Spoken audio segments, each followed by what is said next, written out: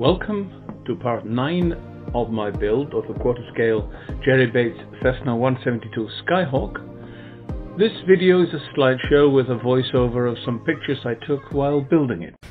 Day 49. Still working on the cowling plug.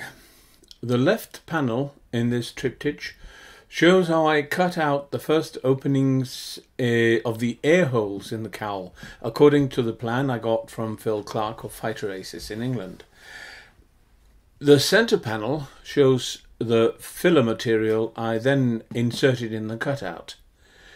I tested the effects of P38, sort of European Bondo, on the foam, and to my surprise the foam remained unmelted. I was absolutely convinced that the polyester filler would eat the foam, but that did not happen. So I could use it to give me the hard borders that I then rounded over. The right hand panel shows where I had put a lot of epoxy resin in the holes to give me the smooth sides and level bottom. Then I painted as much epoxy resin as I could on the whole form. When this is hard, I will give it a coat of primer and then sand it smooth. Making a plug is a lot of work and not my favorite. Day 50. I have to admit that what I'm about to describe as one day really took several days. Sanding down a coat of glass fiber until it is smooth enough is a lot of work. The first image shows the form after the first coat of primer has been sanded. I started off with the P320 wet paper until I ran out, and then had to use P320 dry. The only difference is the amount of dust. The second image shows the second coat of primer and some filler where there were blemishes.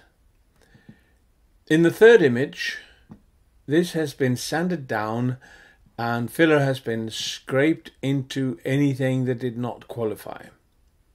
The fourth image shows everything sanded down and the surface is now as smooth as I can possibly make it. And finally, here is the form with a thin coat of primer that has been gently sanded with P400 paper. I'm not going to sand this anymore. Now I'm waiting for material from Fighter Aces in England so I can start building the mould over the form. Day 51. I cut the side elevation of the engine cowling from a plate of masonite with a coating of melamine. This I placed on 2 pieces of foam so that half the foam can protrude from the plate.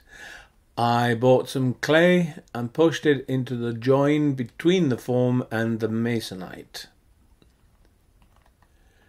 Fighter Aces in England sent me a can of special mold release wax. I rubbed the first coats of this on the foam and the masonites round. Here you can see how I used pieces of foam to support the form while I put wax on it and then the glass fiber of the mould. The 3 marks on the foam show that I've already put 3 coats of wax on the form and still need to do 3 or 4 more coats before I put the epoxy and glass fiber on. Day 52. The time has come to lay down the glass fiber. I started with a 25-gram woven glass cloth to get a fairly smooth inner surface.